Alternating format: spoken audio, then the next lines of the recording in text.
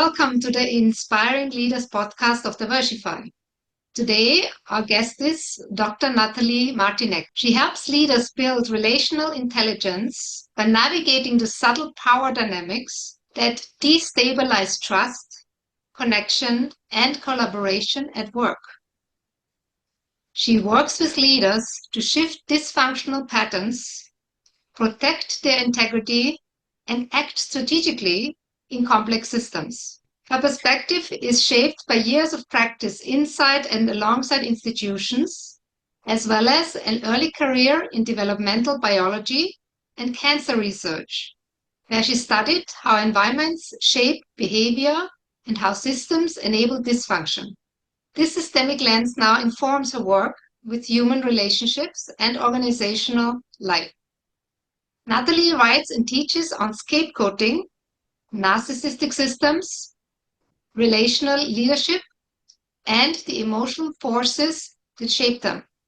She is the author of The Little Book of Assertiveness, The Scapegoating Playbook at Work, and the creator of Hacking Narcissism on Substract. Her clients include those who have been scapegoated, sidelined, or harmed in environments, protect image over people, as well as leaders who want to strengthen their impact without betraying themselves. So welcome, Natalie. Thank you, Sylvia. Thank you for having me on Diversify. So your LinkedIn post about these topics, especially the scapegoating, sparked my interest to talk with you today. So I'm curious to hear more about it, especially about the scapegoating. But let's not get ahead of ourselves. I first want to know a little bit more about you and your journey. So my first question is, what first sparked your curiosity about people and systems? Yes, because I was a scientist before and I was dealing with cells and, small organisms, not humans. And over time, I became more intrigued by the culture of the lab around me and how people were chosen as favorites. You see the scientists, there's always someone wanting, we're all trying to make it and get published in, high impact journals. And so the one who makes it becomes more of the favorite or they get a lot of attention. And so that's what everyone's trying to achieve and what it does to all of us in the process. And it's not so telling in a non-competitive environment where everyone's just doing the thing and it doesn't matter what other people are doing. We celebrate each other's successes compared to competitive environment where, the supervisor or the investigator is more invested in that person when they're able to achieve the goals that make the supervisor and their lab look good. So I was more intrigued by what was going on around me than what it was in front of me in my tissue culture dishes or little organisms I was, studying. Uh, and also the impact it had on me, just, striving to succeed in a culture that also looked to be very sick, ill in the way people were behaving and the way people were sometimes treating each other. Well, I guess you didn't know about that when you first got into science. No. But what drew you into science? And what did you love about that work? Yeah, I've always been intrigued by how things work and wanting to discover the mysteries. I think I've always been spiritual, but I tried to access the, entry into to investigating the mysteries through biology, and at some point recognized its limitations because not everything's physical, and the things that we're studying, we're not looking at the invisible forces that Mm, influence biology. And so I found that really frustrating because you can't really talk about it in a scientific setting because you can't study it, you can't control for it. But we act like we act like as if there aren't these invisible forces, like our intentions don't have any impact, even though physics tells us opposite. So I found it to be more and more difficult to stay in there, knowing that there's more going on in the world that influences our experiences. And I just thought, well, biology is not the way to do it. I need to go elsewhere and expand my horizons to look at those influences in more detail and how they impact not only our well-being, but our behavior with each other. right. So then you basically made a big career change and you left research and you started over in a completely new field. So how did that happen and what made you do that? Yeah, that was not a plan because when you go into it's a big investment. You spend how many years doing a doctorate, and then you go and you have to do a postdoc. You have to go through this process to build yourself up as an independent investigator and get your own funding and publish and all that. And it became clear at some point that I didn't really want to do this anymore, but I didn't ever have a plan B. So I convinced myself of all the reasons why I should stay and have a go. But over time, the lab environment, so the environment around me, the interactions, the people, the culture itself, started to really bother me because it was a lot of unspoken toxic interactions and dysfunction, and I was part of it. I had become that culture too, and I didn't like myself. And so it pushed me to have to consider what else I need to do. And that didn't happen overnight. That took a few years of bargaining and self-denial and deception. And I was a mother with two small children, and it wasn't the time to create all this instability by leaving. But at some point, I was starting to feel burnt out, morally distressed, spiritually empty, and spiritually starved, that I just needed to get myself out. And when I decided to resign, I just felt this weight lift off my shoulders. Mm. But by then, I had been going through a depression that I wasn't really aware of until after I left, and then went into a very deep pit because I hadn't planned for what was going to be after I left my identity as a scientist. And if you don't have other stabilizing things in your life, or even, another career or other jobs, it can be quite horrible, and you go through a dark night of the soul. So, which is what happened to me. And Yeah, so, yeah, I didn't know what I was going to do next, even though I tried to get other jobs in related fields that are not quite research, and where the government was investing funding in, young people with cancer. And I was very interested in, the psychosocial support side of things, but nothing came even nothing came to me in that field, so I resigned with nothing else. And so, coming into a new career path, I didn't know what that was because I hadn't planned for anything. Yeah. yeah. So that's a tough choice. I mean, Mm, when you think about it, you're a renowned scientist. You have done a lot of research. You're eager to actually work in that field, and then it just something was there that made you realize you can't keep doing this. yeah. So was the Yeah. specific trigger point, or was it just the accumulation of things? It's an accumulation of things, realizing the culture was not the support that I needed to thrive. It wasn't like my doctorate experience at all. It was opposite, even. Almost Oh, opposite. Yeah. And I was in another country and a mother. So a lot about myself changed from when I was doing my doctorate to when I started my postdoc, like massive things that I didn't even take into consideration, that they would change me irreversibly. And I remember starting my first day at my postdoc, I was pregnant with my first child, and I just sat down and I thought, what on earth am I doing here? Why am I here? That was my first day, and wow. that stuck around with me daily for 5 years until I said, that's enough. And so there wasn't one moment, it was an accumulation. But by my last year, I was becoming more self-destructive and just acting out in ways that were not normal. And it was my Yes. distress, but I didn't have language for what I was going through then. And it became clear that I need to go because I don't want to make it in science. I don't want to do anything with this career. Yeah, it wasn't the right fit for me. So then you basically said, I'm going to have to change my profession. And then what did you do? How did you navigate, Mm. reinventing yourself? Yeah, because you kind of have to, because when you Yes. leave, I hung up my lab coat, I thought for good. And I didn't have another identity to step into. The mother identity or wife identity was not sufficient because I wasn't valuing them the way that I do now. That could have been sufficient. I'll just, I'll look after my kids instead of working for a few years and figure things out, or sit and just wait for the next thing to come to me. But you need a great degree of faith and trust Mhm. in a process, which I didn't have then. I was forced to develop that. So I became interested in parenting, support for parents, because I'd become a parent. I had become interested in things involved in child health research. So I was looking at, okay, where could I find a job that dealt with that, not necessarily as a researcher, but something else. And I didn't know what that something else was. And so it was 3 months from when I left to when I started a new job.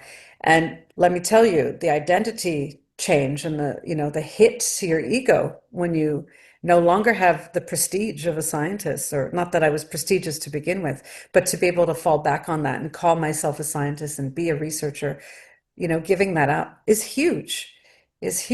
And so again, nothing I planned for and nothing I considered when I was making that transition, and I don't recommend it to anybody ever Oh, that's without interesting. a great deal of support, because it Yes. was a very dark period. And so I was doing a lot of writing and just stream of consciousness writing and all these things that I thought about while I was doing my research about what drives cancer, tumor metastasis and things I couldn't test out. All these things were coming to me after.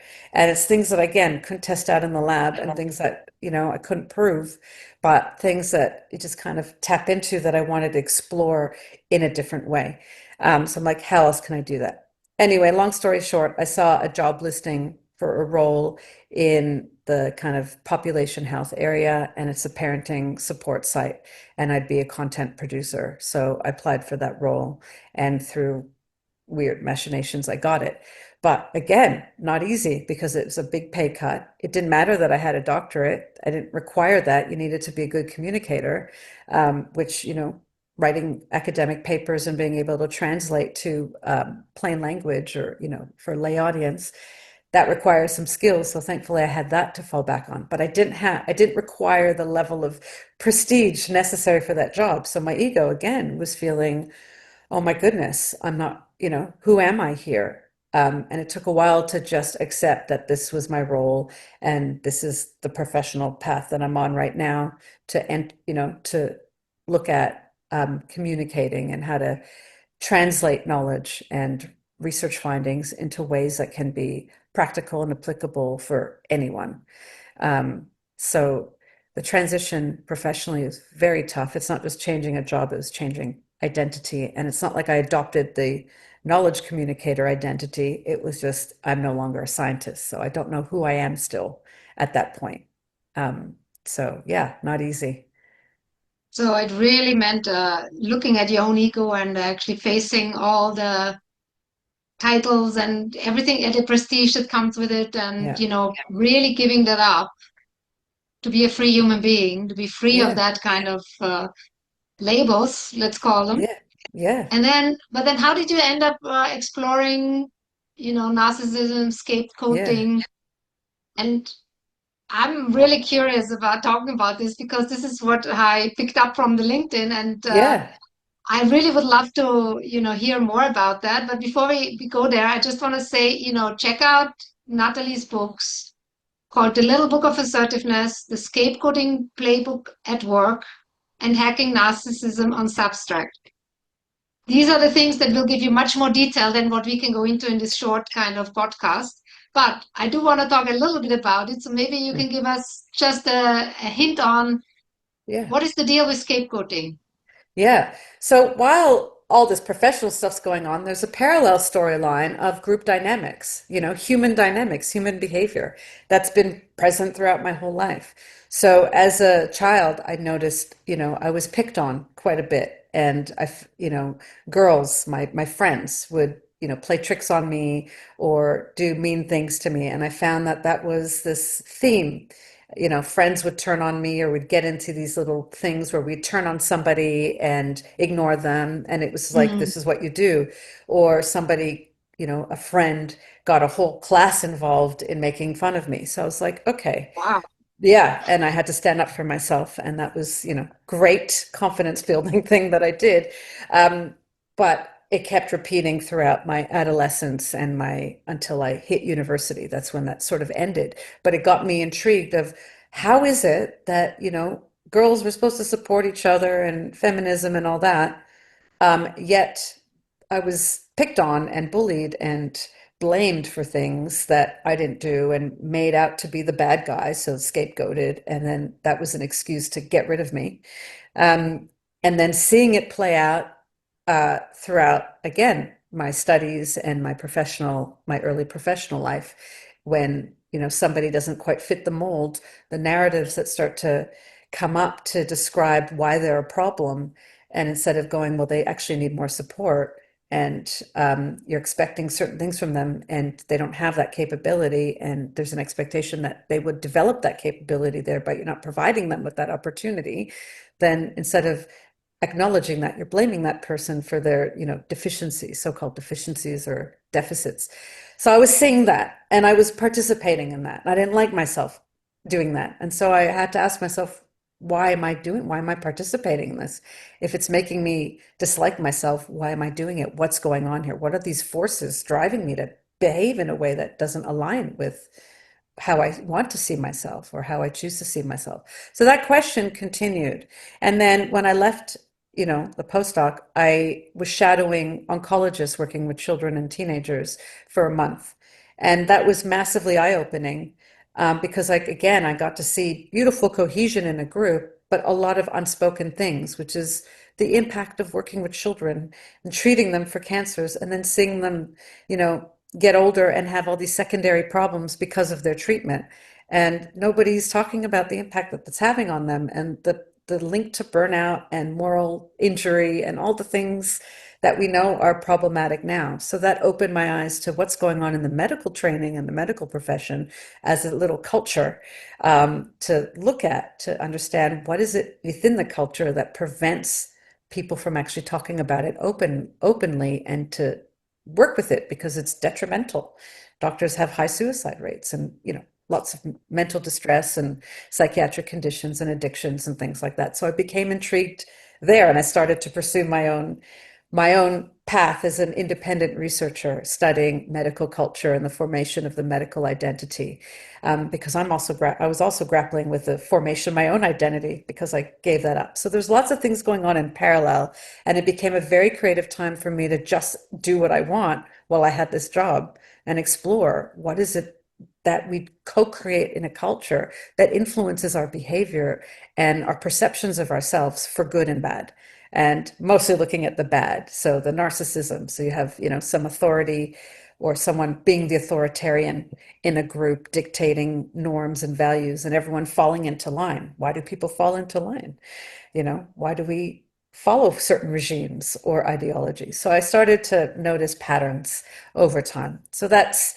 So in medical culture, in my workplaces, in relationships between authority and subordinate. And once you see those patterns, you can't unsee it. So scapegoating became, something that I would also pay attention to in a spiritual community, and how somebody who goes against the fold gets ousted. But the narratives involved in their ousting is that, oh, they're just doing the best thing for them. They've received spiritual guidance of their next step. So there was all these lies about what was going on and why that happens to preserve an institution, to preserve a culture. And I found that really fascinating. And again, as I was a silent participant in all of that, and went along with it or believed some of it, but also didn't believe some of it, but nobody speaks up about it. So I found that also quite fascinating. And it wasn't until I left and I was able to look at it, you know, revisit that now as an observer, I found it again really intriguing and telling about human condition and human behavior in general. And so I started talking about it in around 2018, 2019, started talking about our, you know, flaws, faults, things that we need to work on, our ego. And I'm not the first one to talk about it, but I started talking about it in terms of interpersonal narcissism, and how everything, the way we see ourselves, is in relation to others. We're not individuals. We are relational creatures, social creatures. And so everything we think and feel is a result of the things that shape and influence us. We're not alone in a forest away from people. We are living with each other and influencing and influenced by, but we don't talk about it that way. We talk about us as having agency and, doing things, driven by our own motives and intentions, and ignoring the fact that we are heavily influenced by everything around us. So that's what I've been talking about ever since: narcissism, scapegoating, and the emotional drivers behind them. So, is there one impactful way that you would be willing to share today about how to deal with scapegoating if you are the victim of it? Yeah, so scapegoating is different to bullying. I mean, there's lots of overlaps, but it's a sort of process that is like an instinct of an organization or a team. It's a reaction to feeling challenged. It's like dealing with a narcissistic person who has no self-awareness and no self-restraint, self-control, and when you say something that goes against their ideal self-image, they react badly. So it's the same thing with a team and you're dealing with somebody like a leader who has that fragility and they can't take feedback on board or they just feel a threat and they go, I need to protect the group, the team, the institution. And then there's this reaction. And the reaction is they go to blame somebody.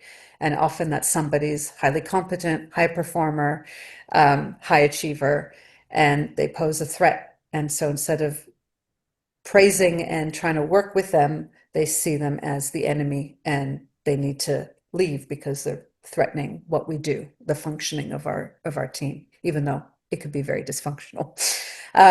So it's a blaming thing. So how do you deal with it is, first of all, you have to be aware that it's happening. And most of the time, we're not even aware that it's happening in the process because one of the first steps of scapegoating is grooming, where you're the new person or somebody's new and they see you in a very positive light and they think you're amazing without necessarily knowing that much about you or based on what they do know about you. And so you're praised, you're complimented, you're given opportunities. So, and then at some point you do the wrong thing, but you're not told what the wrong thing was. And the opposite starts to happen. You start getting feedback of what you're not no longer good at, or the things that were strengths are now seen as difficulties or problems. And so the person experiencing that don't really notice that right away. They might dismiss those comments like, oh, they're having a bad day.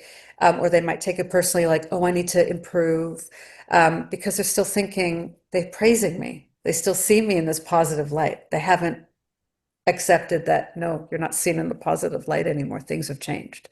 So while you're stuck in here, the process is over here, um, you know, already trying to find a way to push you out because you're seen as the problem. So first you have to recognize that you're being scapegoated. And one of the first things I tell people is don't allow yourself to be put on a pedestal. Don't want it. Don't want to feel special or be seen as like the most important person, because the only place you can go is down. You can only fall from there. And once you fall, it's hard to get back up and climb up again because you will be replaced by someone else. Wow. All right. It's So I think we got a very good sense uh, of what you have been looking at and what you have been working at, and really check out these books and also reach out to Natalie on LinkedIn. We are also planning on setting up a fireside chat and a roundtable discussion with you, Natalie, in November mm, 2025 to go into a little more detail about the scapegoating and narcissism and how to deal with it. And anybody who is listening and wants to be part of it, if live in November 2025, you can email us at events@diversify.com to get the link. Events@diversify.com to get the link. And if you missed the session, if you watched this recording after the session has already happened, you can get the recording of the fireside chat as well by emailing events@diversify.com. So I would say thank you so much for joining us today, Natalie, and for thanks for this having me. great discussion.